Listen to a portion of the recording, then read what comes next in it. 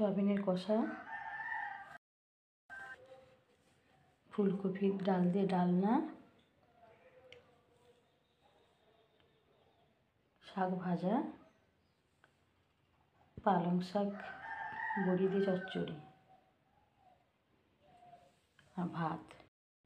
যদি আপনাদের ভালো লেগে থাকে তাহলে আমার চ্যানেলটি সাবস্ক্রাইব করে দেবেন। ফুলকপিটা ভাজা আছে, ফুলকপি দিয়ে মুগের ডালটা রান্না হবে। মুগের ডালটা আমি ঘিতে ভেজে জল দিয়ে দিয়েছি। এর মধ্যে আমি ভিজে ফুলকপিটা দিয়ে দেবো।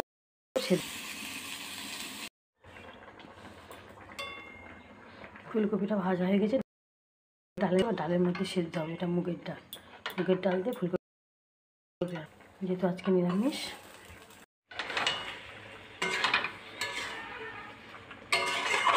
মুগের ডাল আর ফুলকপিটা সেদ্ধ হয়ে গেছে, জল দিয়ে একটু ফুটিয়ে নেবো, নিয়ে সাঁতাল দেবো।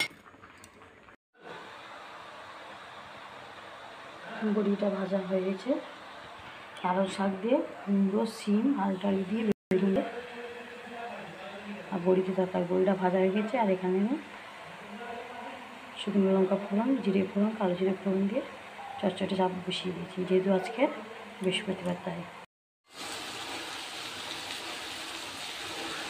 সয়াবিনটা সেদ্ধ করে আমি জলটা নিগড়ে নিয়েছি, ভেজে নিয়েছিলাম সয়াবিনটা। এবার শুধু আদা দিয়ে, যেহেতু নিরামিষ, আদা দিয়ে জিরে ফোড়ন, কালো জিরে ফোড়ন দিয়ে টমেটো দিয়ে আমি তা কষে নিচ্ছি।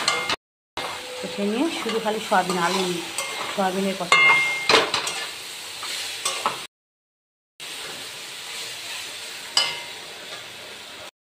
সয়াবিনের তরকারিটা আমার রেডি হয়ে গেছে। মুগের ডাল, ফুলকপি দিয়ে ডালনা,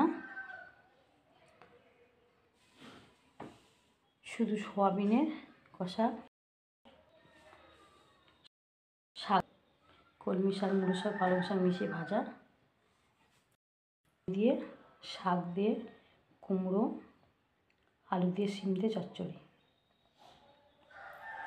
আজকে এইটুকুই মেনু।